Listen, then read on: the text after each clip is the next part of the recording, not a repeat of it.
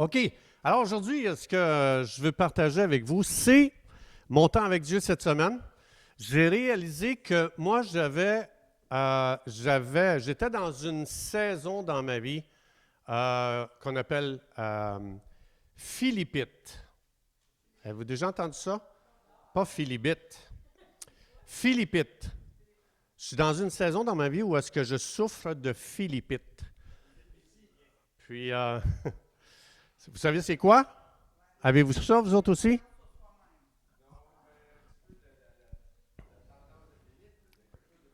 Il y a de l'expérience, lui. Il y a de l'expérience, il y a de l'expérience.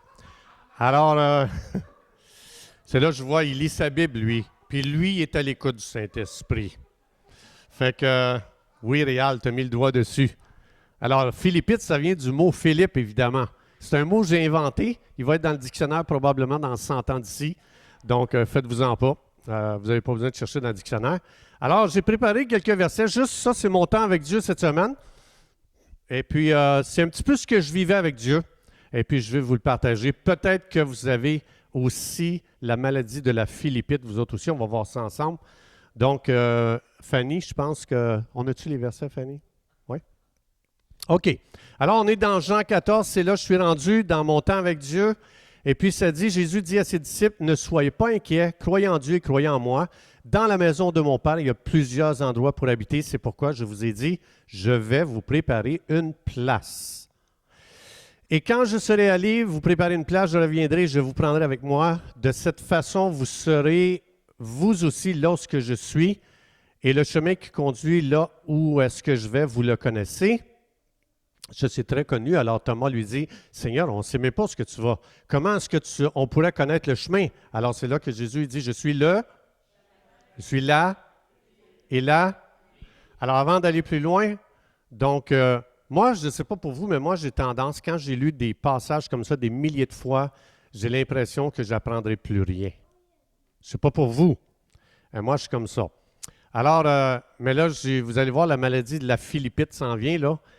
On s'en va là. Mais avant d'aller plus loin, je veux juste vous dire, si jamais vous n'avez jamais réglé cette question d'être réconcilié avec Dieu, Jésus ici explique que la seule façon d'aller au ciel, c'est pas en étant une bonne personne, c'est pas en pratiquant une religion, c'est pas en priant jour et nuit, c'est pas en faisant toutes les œuvres pour sauver le monde. Il y a une seule façon, Jésus est le seul chemin pour aller à Dieu.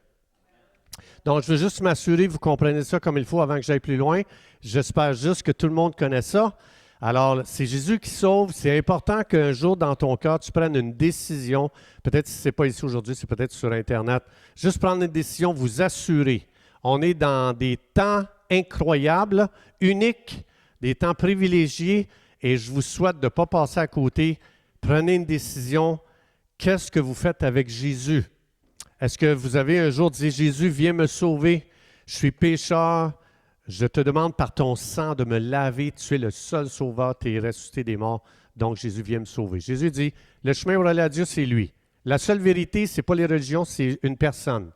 Et la vie, ce n'est pas autre chose qu'expérimenter Jésus, rien d'autre que ça. Right? Là, on va passer à la Philippite. Alors, c'est là que j'ai vu que je souffrais de Philippite dans ma vie. Alors ici, Philippe, il va dire, Philippe dit, Seigneur, montre-nous le Père, et ça va me suffire. Alors, là, Jésus il va dire au verset 9, il va dire, Jésus, il répond à Philippe, il dit, Philippe, je suis avec toi depuis si longtemps, et tu ne me connais pas? You! Vous souvenez-vous, quand j'ai parlé, ça fait un mois qu'on dirait le Saint-Esprit, il me fait chanter la même chanson. Et c'est pour ma vie, ça c'est pour moi. Régent, ça fait si longtemps que je fais des pirouettes devant toi, puis tu ne t'aperçois pas que c'est moi. Hey, pense à ça. Philippe, il a vu l'eau changer en vin. Montre-nous le Père. Il a vu les malades être guéris. Montre-nous le Père. Il a vu les aveugles voir. Montre-nous le Père. Il a vu les sourds entendre. montre-nous le Père. Il a vu la bouffe de 5 pains et 2 poissons être transformée pour nourrir des milliers de gens. Montre-nous le Père. Il a vu Pierre un jour, c'était le temps de payer les impôts. Jésus dit, « Hey, va le premier poisson que tu vas payer, l'argent des impôts est dans la bouche du poisson. » Hey, moi, j'aimerais-tu? Je pense que je vais aller à la pêche à ça. C'est incroyable. Ça fait longtemps, là, on est rendu dans Jean 14, il n'est pas au commencement du ministère de Jésus. Il a tout vu. Tout s'est passé devant ses yeux. Et le gars, il est en train de passer à côté d'une leçon que ça fait des années que Jésus essaye de lui enseigner. Ça fait des années que Jésus il joue de la flûte et il n'entend aucun son. Ça fait des années que Jésus lui montre plein de choses. Et Philippe encore, il n'y a pas eu de déclic. Et là, Jésus va dire, Philippe, il ne dit pas on commence ce ministère, ça fait tellement longtemps que je fais ce qui n'a jamais été fait pendant 4000 ans sur la terre. Aucun homme ne fait ce que j'ai fait. J'ai même guéri un aveugle-né, ce que je n'avais jamais dit que je ferais, puis je l'ai fait juste pour vous donner un espèce de petit bonus. Puis encore, tu ne saisis pas, tu ne catches pas, Philippe. Et ça, on appelle ça la maladie philippite. Et là, moi, je le regardais, je dis, crime, t'es pas vite, Philippe. Me semble, moi, j'aurais, je sais pas, là, me semble, à force de voir toutes ces affaires-là, puis à force de voir le monde que tout le monde a vu ce que personne n'a jamais vu, tout le monde a entendu ce que personne n'a entendu. Je ne sais pas, me semble, ça devrait dire quelque chose. Mais non, pas de déclic. Et puis, je lisais ça cette semaine, puis je me disais, hey, moi, là, je trouve qu'il n'est pas vite, Philippe. Vraiment, là, il n'est pas vite. Et Saint-Esprit dit, tu as aussi un problème de philippite, toi aussi. Ah ouais? C'est où que tu danses que je ne le vois pas? Et puis, je vais juste vous montrer une philippite que j'ai vécue. Je vais vous montrer ça dans Éphésiens 14. Et je vais vous montrer que l'Église souffre de philippite.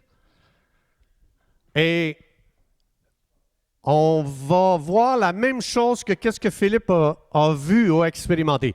Alors ici, on est dans Éphésiens 14. Tout le monde connaît ça, hein? Alors voici les dons que Jésus a faits à l'Église. Tout le monde ensemble, c'est quoi le premier office? Apôtre. Deuxièmement, prophète. Troisièmement, évangéliste. Quatrièmement, des bergers. Et cinquièmement, des enseignants. OK? Ça dit, le Saint-Esprit a donné des dons, hein, les dons de l'Esprit, mais ça dit que Jésus ici aussi a fait des dons, mais là, c'est des offices qu'il a donnés. Et puis, donc, ça veut dire que tu as des apôtres, tu as des prophètes, tu as des évangélistes, tu as des pasteurs, puis tu as des enseignants. Merci, Manon. Donc, là, il y a beaucoup de gens aujourd'hui. Moi, j'ai dit pendant longtemps, ouais, mais c'est plus pour aujourd'hui les apôtres, c'est plus pour aujourd'hui les prophètes. Alors, on va juste aller au verset suivant pour voir, c'est jusqu'à quand ça? Alors, au verset 12, il dit, « Par ces dons, Christ a voulu former ceux qui appartiennent à Dieu. » Qui ici aujourd'hui peut dire que lui, il a atteint la pleine capacité de sa formation comme croyant là? Levez la main. Il n'y a plus de possibilité de grandir, là. Tu ne peux plus être développé, là. Y a-t-il quelqu'un ici, non? Ah, OK. Ça me rassure. Et ils peuvent accomplir ainsi le service des chrétiens pour construire le corps de Christ. On va aller à l'autre verset et vous allez voir la philippite que je souffrais et que beaucoup d'églises souffrent. Alors, tous ensemble, nous aurons peu à peu la même foi et une même connaissance du Fils de Dieu. Finalement, nous serons des chrétiens adultes ou matures ou parfaits, peu importe votre version. Ce que ça veut dire, c'est que les 5 offices, c'est jusqu'à temps que tout le monde ressemble à Jésus comme 2 gouttes d'eau. Alors, j'ai une question. Est-ce que vous, quand vous regardez votre vie, vous faites juste regarder le croyant ou la croyante à côté de vous, trouvez-vous qu'il ressemble 2 gouttes d'eau à Jésus? Ça, ce que... Réal n'est pas loin parce que Réal, il a même deviné tantôt, c'était de Philippe, tu parlais. Je ne parle pas de lui. À part Réal ici, là. Y a-t-il quelqu'un? Parce que ce que ça veut dire, c'est que si on ne ressemble pas à 2 gouttes d'eau à Jésus, on a encore besoin des apôtres, right? On a encore besoin des prophètes, right? On a encore besoin des évangélistes, des bergers et des enseignants.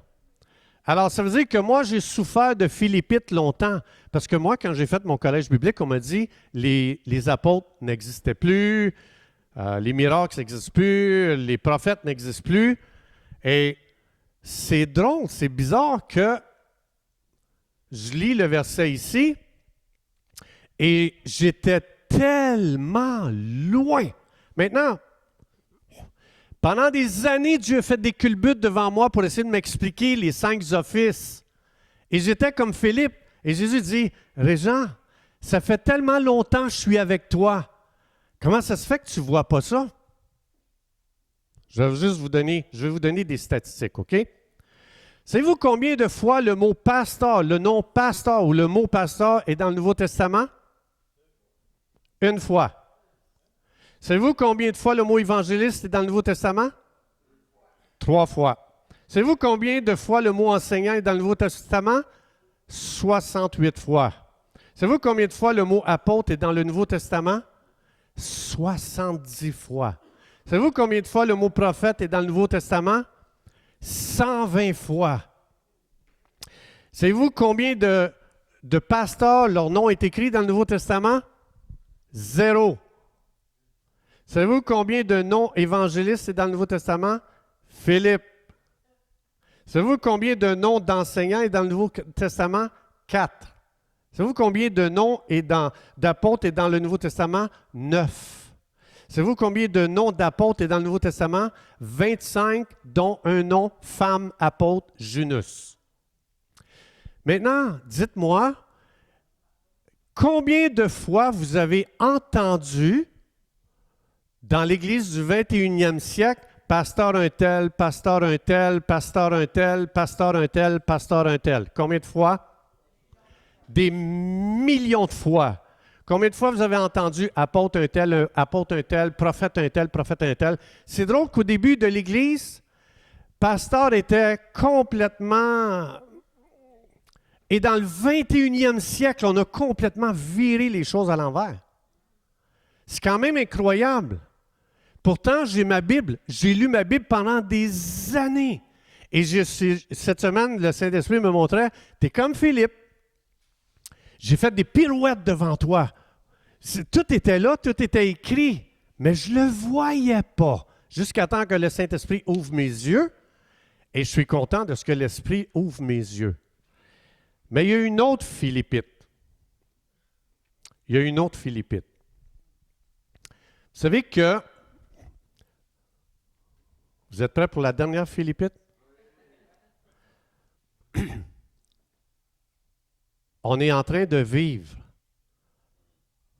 présentement le moment le plus extraordinaire de l'histoire de l'humanité.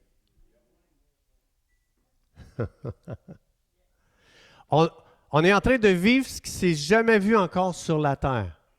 Je vous ai parlé dans Matthieu 2 que Daniel avait formé chez les Perses et les Mèdes. Il avait formé des gens pour lire le ciel, right? Donc,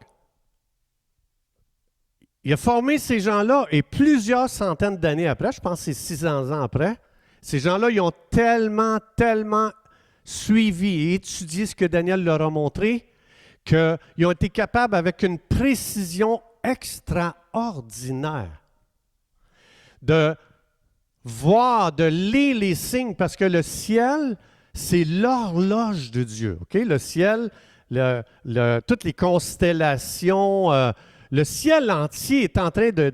Tout l'Évangile est expliqué à travers les constellations.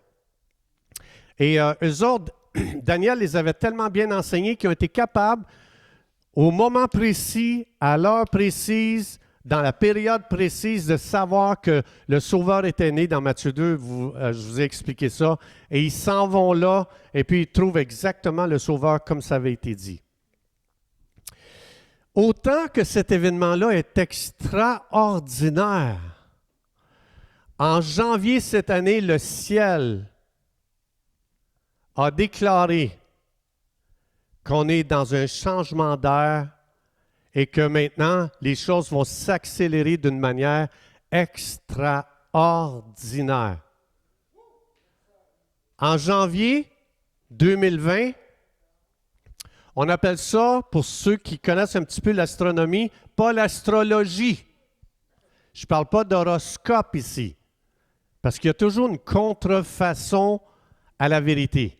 Donc, l'horoscope, l'astrologie, ça c'est le côté où ce que Satan a volé quelque chose d'extraordinaire qui appartient à l'Église, qui appartient à Dieu.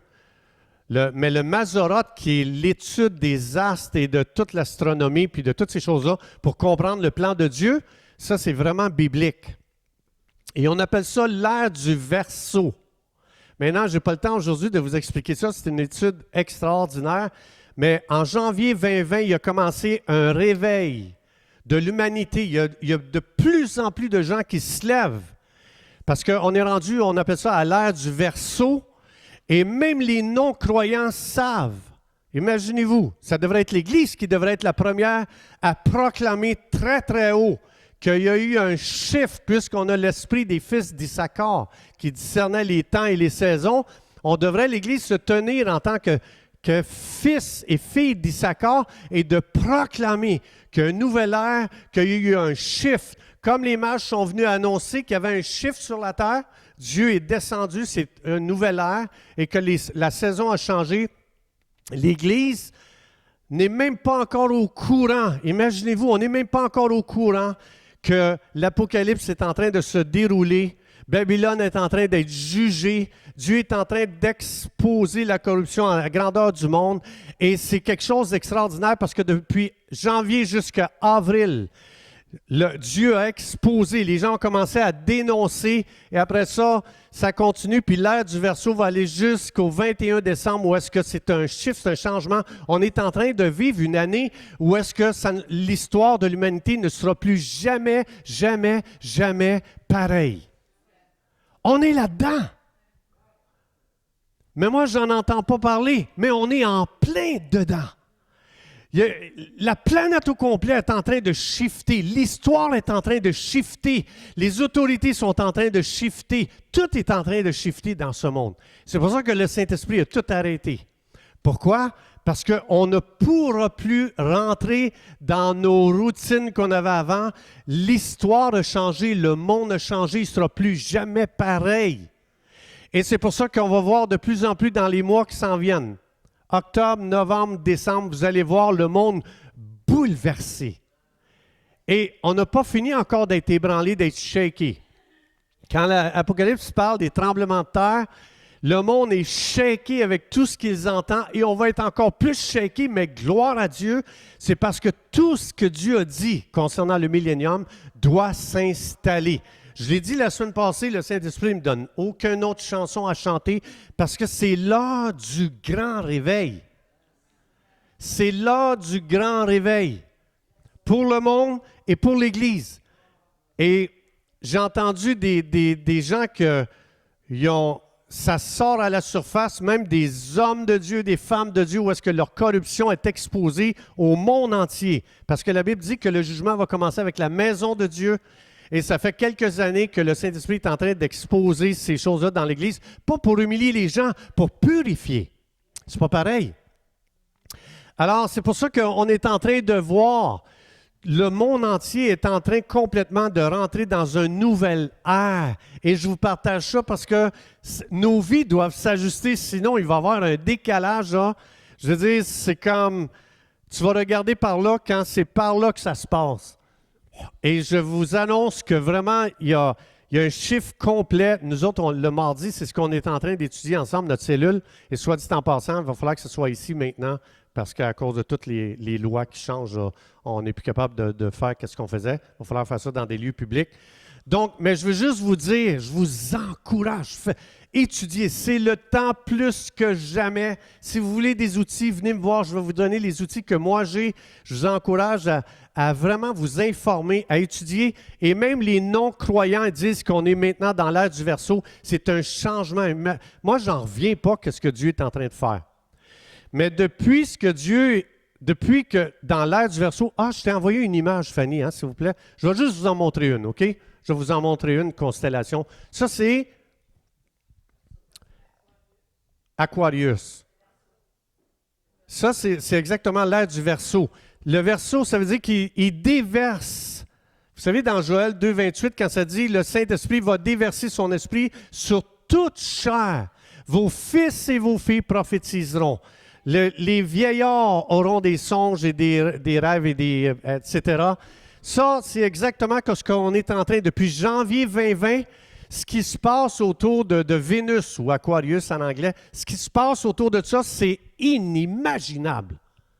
Et ici, tu as justement, ça c'est Joël 2,28, où est-ce qu'on voit le verseau déversé, justement, c'est un symbole de déverser l'esprit sur toute chair. Mais avez-vous remarqué que c'est sur toute chair? Avez-vous remarqué que ça dit dans les derniers temps que la connaissance va exploser exponentiellement? Le monde est en train d'acquérir une connaissance telle qu'ils sont capables maintenant de se lever et de commencer à exposer et à juger, comme je vous ai dit. Et ça le dit que c'est sur toute chair qu'il va répandre son esprit, pas sur les croyants, sur toute chair. Et de plus en plus, je commence à voir que moi, j'appelle un inconverti. Je l'appelle inconverti, commence à prophétiser. Je l'appelle inconverti, commence à dire prier. Je l'appelle inconverti, commence à citer des versets de Bible. Je l'appelle inconverti, puis il dit, faut aimer les gens, faut pas se venger. Je l'appelle inconverti, ils ont un langage de converti. Mais ils ne sont pas ici. Et je suis étonné de voir que des millions présentement sont en train de se lever dans le monde parce que le Saint-Esprit donne une connaissance que les gens n'avaient pas avant. Et depuis janvier, je vois pop. On dirait que c'est où qu'ils ont appris ça? C'est où qu'ils connaissent ça? Et le monde est en train d'acquérir une connaissance même concernant toutes les sociétés secrètes qui étaient cachées et toutes maintenant commencent à être connues. La connaissance commence à être utilisée pour amener la justice sur cette terre. Et c'est pour ça que moi je suis là. Le Seigneur dit, Philippite, sois délivré en mon nom. Maintenant, vois, regarde, observe. Je suis à l'œuvre, j'agis. C'est un temps important. Mais on ne m'a pas appris à lire les signes des temps. Et j'ai dû vraiment chercher très, très fort. Et j'ai dû étudier énormément parce que cet enseignement-là est complètement absent dans l'Église. Mais ça existe. Il y a des gens, il y a des millions de gens présentement qui s'unissent ensemble et qui mettent toute cette information et toute cette connaissance ensemble pour amener le royaume de Dieu sur la terre. Moi, je n'en reviens pas. C'est l'Église qui devrait faire ça. C'est l'Église, mais j'ai l'impression que Dieu dit « You, Philippe, yeah, fait longtemps que je suis avec vous, Église, qu'est-ce que vous faites? » Et au lieu que je vois l'Église se lever, je vois des gens que le Saint-Esprit souffle sur eux, il y a des pensées de son esprit, il souffle sur eux autres, puis ces gens-là se lèvent. Mais j'ai confiance que l'Église va se lever de plus en plus. Parce que l'Esprit aussi, il est répandu même sur l'Église. Mais il n'est pas juste sur l'Église. C'est pour ça que je vous le dis, vous allez être surpris d'entendre. J'ai parlé avec quelqu'un c'est un catholique. J'ai parlé avec lui samedi au téléphone et on a commencé à parler. Et lui-même disait, c'est plus le temps de parler de nos différences. Et il dit, moi je prie. Et il a commencé à citer des versets bibliques, puis il dit, il faut s'unir, il faut se donner la main, parce qu'on est dans un moment critique présentement dans l'histoire. Et il dit, on doit se lever pour nos enfants et nos petits-enfants. C'est quelqu'un que normalement j'aurais dit, tu n'es pas dans mon église, tu n'es pas évangélique, tu crois pas toutes les mêmes choses que moi, on ne peut pas s'unir. Mais là, je vous le dis, lui, il dit, moi, je me lève pour mes enfants, je me lève pour mes petits-enfants, je me lève pour protéger les policiers, je me lève pour protéger la nouvelle génération qui s'en vient. J'en reviens pas que des gens, j'ai l'impression qu'ils entendent la même chose que moi, puis on ne s'est même pas parlé. Et c'est en train de créer des connexions, des contacts que je n'avais pas avant. Et il y a plein de gens qui commencent à se rassembler parce que les gens, sans qu'ils le sachent, ils entendent une voix. Tu sais, quand Dieu dit, tu vas entendre une voix derrière toi qui va te dire, va par là. Et l'humanité est en train d'entendre une voix qui ne savent même pas que c'est cette voix-là qui les dirige. Mais cette voix est en train de dire, va par là, va par là, va par là. Et ces gens-là commencent à se rassembler, commencent à se réunir, pas juste ici au Québec, dans le monde entier. Dans le monde entier. C'est important d'être au courant de ce qui se passe dans le monde entier parce que Dieu bouge. Le Saint-Esprit va être répandu dans le monde entier, sur toute chair, et tu vas commencer à voir des gens prophétiser que tu n'aurais pas pensé qu'ils prophétisent, ces gens-là. Et ces gens-là, parce que prophétiser, ça veut dire parler de la part de Dieu. Faire descendre sur la terre ce que Dieu pense et de le relâcher parmi les hommes. Et moi, je vois des gens que j'ai classés non-croyants, inconvertis, et je les entends descendre des paroles qui ne viennent pas d'eux-mêmes, qui viennent d'en haut et qui les relâchent sur la terre. Et là, je suis là, wow, hey, ça, là, il ne peut pas dire ça par lui-même. Il ne peut pas dire ça par lui-même. Et ça veut dire que le Saint-Esprit est en train, justement, on est dans l'ère du Verseau depuis janvier 2020, et ça veut dire que c'est ça exactement, c'est le Saint-Esprit, Joël 2,28, qui va se répandre, et tu vas voir des gens touchés par un mouvement de l'Esprit, par une action de l'Esprit de Dieu, parce que vous et moi, on a annoncé l'Évangile, il y a des gens qui n'ont pas répondu, mais maintenant, il y a des gens qui vont répondre parce que le Saint-Esprit est déversé. Amen. Et je déclare au nom de Jésus que l'Église est délivrée de l'esprit de Philippite dans le nom de Jésus. Amen.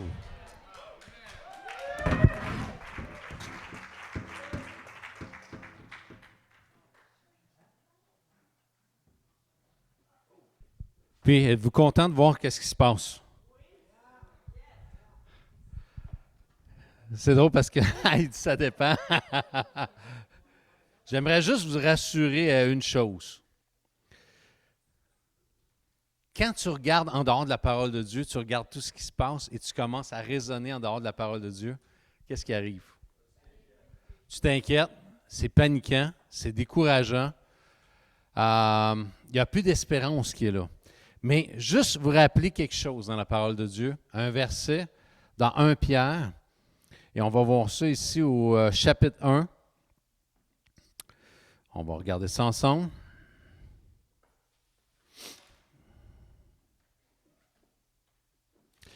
Béni soit Dieu, le Père de notre Seigneur Jésus-Christ, qui, selon sa grande miséricorde, nous a régénérés pour une espérance vivante, par la résurrection de Jésus-Christ d'entre les morts, pour un héritage qui ne peut ni se corrompre, ni souiller, ni flétrir, lequel vous est réservé dans les cieux, à vous qui, par la puissance de Dieu, êtes gardés par la foi pour le salut, prêt à être révélé dans les derniers temps. 1 Pierre 1, 3. On a été régénérés pour une espérance vivante. Et je veux parler, ce matin, j'ai laissé des feuilles sur la nouvelle identité, et je veux parler de ça parce que il n'y a pas longtemps, on parlait justement ensemble, moi, ma femme, puis on parlait de, hey, si on avait été dans le temps des apôtres et qu'on aurait vu Jésus, vivre avec Jésus, mais il semble que ça aurait été plus facile de croire ou quoi que ce soit. Mais on voit que Philippe était là et Jésus il dit, « Et tu ne me connais pas? » On est appelé à connaître notre Seigneur. On est appelé à vivre de notre nouvelle identité, de marcher avec lui, mais d'expérimenter sa présence. Et j'aimerais ce matin, très, très court, tu ne me connais pas encore. Pourtant, il vivait avec lui, comme c'était dit. Il vivait, il marchait, il couchait tout ensemble, les disciples, dans le sens qu'ils étaient tous ensemble constamment. Ils voyaient les miracles, ces choses-là s'accomplir. Et jamais, et autrement dit, c'est comme, il n'expérimentait pas vraiment cette présence-là. Il n'en jouissait pas pleinement. Il voyait plein de miracles, ces choses-là. C'est un peu comme les Israélites. Ils ont vu tellement de miracles, mais ça n'a jamais changé leur cœur. Si je marche avec Jésus, il va y avoir un changement de cœur. Et c'est pour ça que je ne suis pas appelé à vivre, je ne suis pas appelé à vivre aujourd'hui de l'offense. Je veux ramener ça ici, de l'offense, de la déception. Pourquoi? Parce que si je vis dans l'offense et la déception, c'est que Jésus peut dire ceci, tu ne me connais pas.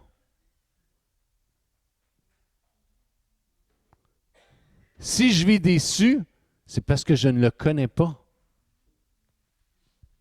Ouais, mais écoute, tout le monde est déçu. Tout le monde vit la déception. C'est vrai. Mais d'en vivre et d'en parler encore 1 an après, 2 ans après, c'est que tu ne le connais pas. Combien de gens ont quitté l'Église, ont quitté les rassemblements parce qu'ils ont été déçus et blessés? C'est parce qu'ils ne le connaissent pas. J'ai été blessé, j'ai été déçu, mais Dieu dit, je t'ai appelé à vivre d'une espérance vivante. Je ne t'ai pas appelé à vivre de la déception. Je ne t'ai pas appelé à vivre de la frustration. Dieu dit, je t'ai appelé à vivre de qui je suis. J'ai été régénéré un petit peu loin, verset 23. Écoutez ceci. Ayant purifié vos âmes en obéissant à la vérité, pas en obéissant à l'offense, pas en obéissant à la déception. Ça dit ceci. Pour avoir un amour fraternel sincère, aimez-vous ardemment les uns les autres, de tout votre cœur. Puisque vous avez été régénérés, non par une semence corruptible, mais par la semence incorruptible, par la parole vivante et permanente de Dieu. Cette semence incorruptible en nous n'a jamais été blessée, n'a jamais été déçue, n'a jamais été frustrée. Mais d'en vivre ne donne pas de gloire à Dieu. N'honore pas Jésus-Christ. Est-ce que ça vient dans nos vies? Oui. Mais d'avoir un focus dessus, obéir plus à l'offense qu'à la vérité, fait en sorte que je blasphème le nom de Jésus. Ah non, c'est pas ça le blasphème. C'est les gens qui prononcent des gros mots. Non. C'est que c'est autrement dit, je rends vain ce que Christ a fait pour nous affranchir et de vivre pleinement libre. Hey, on est libre. Mais si je vis d'une offense ou d'une déception ou d'une frustration, je suis esclave de ça. Malgré que je suis... Dieu dit, tu es appelé maintenant à être esclave de Christ. Et c'est pour ça qu'il faut se battre. Je dois me faire violence. Je ne dois pas accepter de vivre dans l'offense. Et c'est pour ça que Jacob, si vous lisez dans Genèse 32, vous allez voir ça, Jacob s'est battu avec un homme. Puis il dit, je ne te laisserai pas partir, mon vlimeux, tant et aussi longtemps que tu ne m'auras pas béni. Tu sais, quand tu es déçu, quand tu es frustré, quand tu vis, autrement dit, tu es blessé, pourquoi tu ne te battrais pas? Tu ne te battrais pas pour en sortir béni. Et dire, c'est pas vrai. Moi, je veux me battre, ça veut dire, Seigneur, je vais tout mettre mes efforts. Je vais tout mettre ce que j'ai, mais c'est pas vrai que je vais vivre dans cette sphère de péché. Je vais vivre de la nouveauté de vie que tu m'as appelée. Christ en moi, l'espérance de la gloire. Ça ne dit pas l'espérance de la frustration. Christ en moi, l'espérance de la gloire. Et ça dit que Jacob, il a dit, et savez-vous c'est quoi? Ce matin, je vous ai déposé juste quelques feuilles qui parlent de la nouvelle identité. Est-ce que je connais ma nouvelle identité? Et Dieu dit, je t'appelle. Vraiment, c'est ça. C'est ça que tu dois travailler à ton salut. Tu dois travailler dans le sens qu'il y ait des progrès dans ta vie. Tu dois me chercher, tu dois te battre. Quand tu es déçu, tu ne peux pas vivre là-dedans. Tu dois t'acharner à trouver mon cœur et de vivre de mon cœur. Et c'est pour ça que Jacob a dit, je ne te laisse pas partir tant que tu ne m'as pas béni. Et on sait que Jacob veut dire quoi? Trompeur, usurpateur, voleur. Et il dit, tant que tu ne m'as pas béni. Et l'homme, il a dit, dorénavant, il dit, je vais te bénir. dorénavant, ton nom sera Israël, qui veut dire vainqueur de Dieu, prince de Dieu. C'est ce que vous êtes, c'est ce qu'on est, vous et moi, des vainqueurs de Dieu.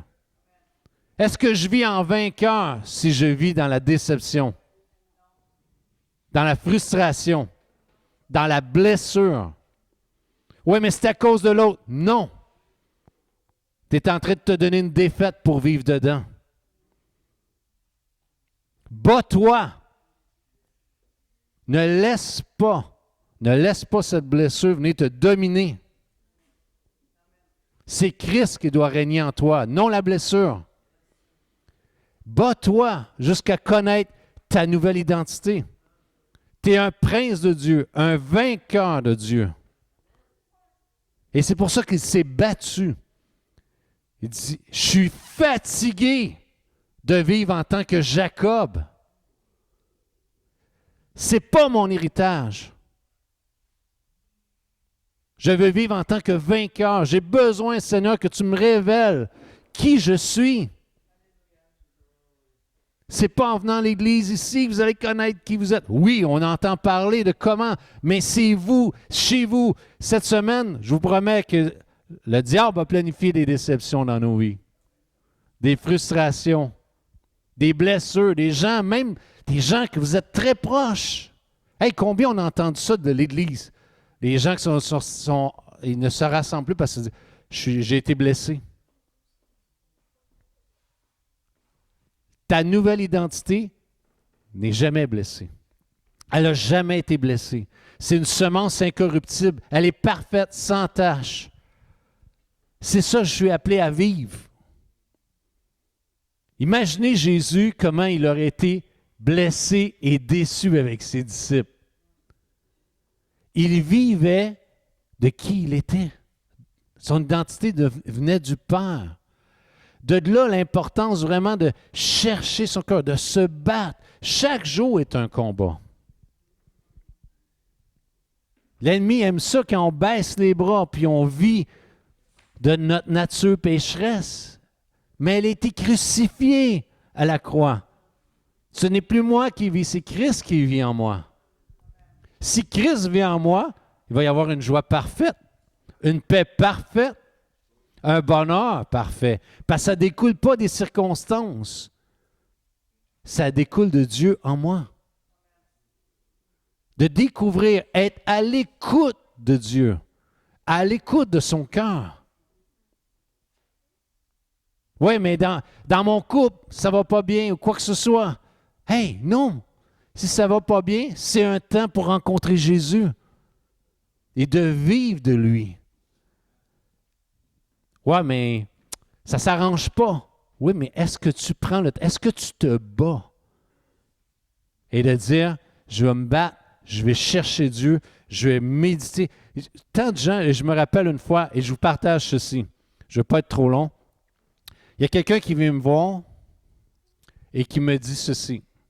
J'avais parlé du pardon, j'avais prêché sur le pardon, puis la personne me dit, moi jamais je veux pardonner à mon père pour tout ce qu'il m'a fait. Elle dit, c'est incroyable tout ce qu'il m'a fait. Et elle commence à me partager, cette personne, qu'est-ce que son père lui avait fait. Honnêtement, Jésus dit, sans moi, tu ne peux rien faire. Là. Humainement, avec mon intelligence limitée, moi, je l'aurais tout simplement éliminé. Tellement c'était horrible.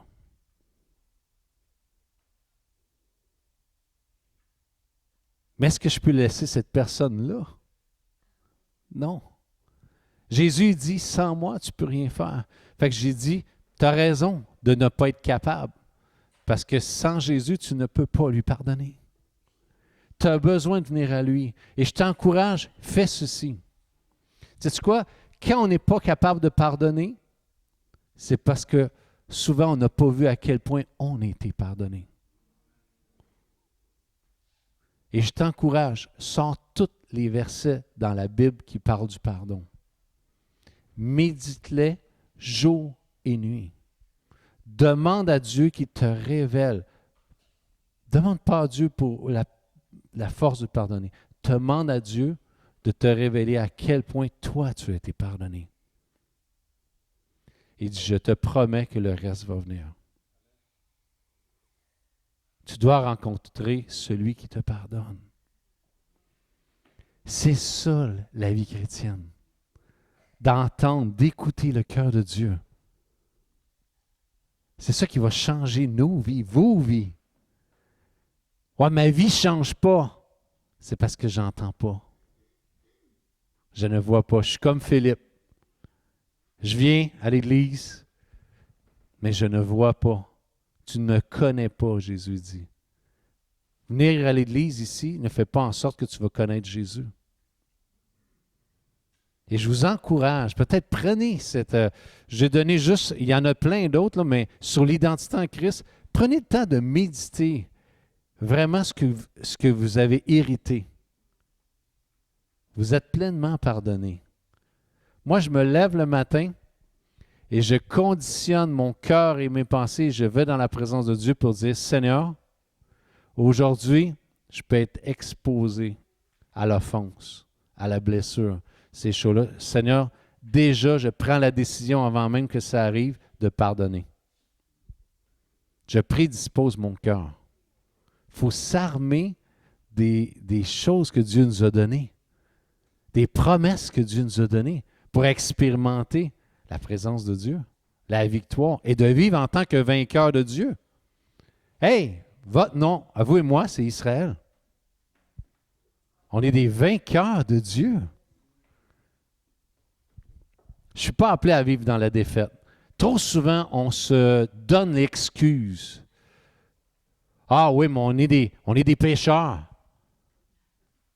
Hey, on a été rachetés par le sang précieux de Christ pour ne plus vivre en tant que pécheurs. On a été engendrés d'une semence incorruptible pour vivre en nouveauté de vie. Avoir des nouvelles confessions, des nouvelles pensées, des nouvelles actions, une nouvelle marche dans ce monde. C'est plus pareil. Prendre du temps avec Jésus, être à l'écoute de Jésus. Et ça dit, et c'est pour ça que tantôt, on l'a vu tantôt, dans le verset, non, je ne suis pas sûr si je voulais partager, mais un petit peu, c'est, béni soit le nom. Attendez une petite seconde.